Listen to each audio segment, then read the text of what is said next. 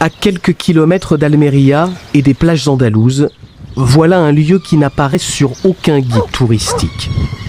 Atochares, un bidonville sur le sol européen. Ici, les habitations sont faites de palettes de bois recouvertes de bâches de plastique. Idrissou vit ici depuis 3 ans. C'est moi qui ai tout bricolé. Les raccordements électriques, et j'ai aussi acheté un peu de carton pour les murs.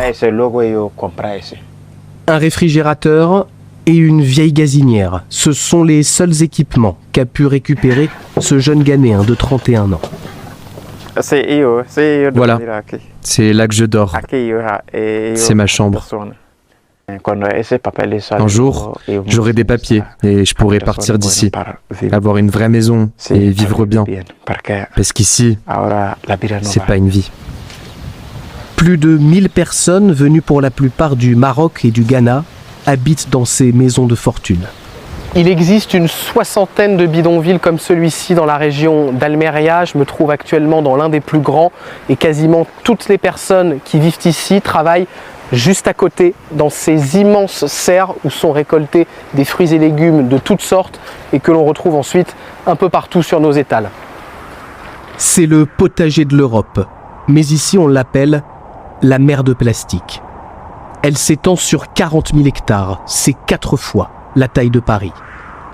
Ni les autorités locales, ni les exploitants des fermes où nous ne sommes pas les bienvenus n'ont souhaité répondre à nos questions.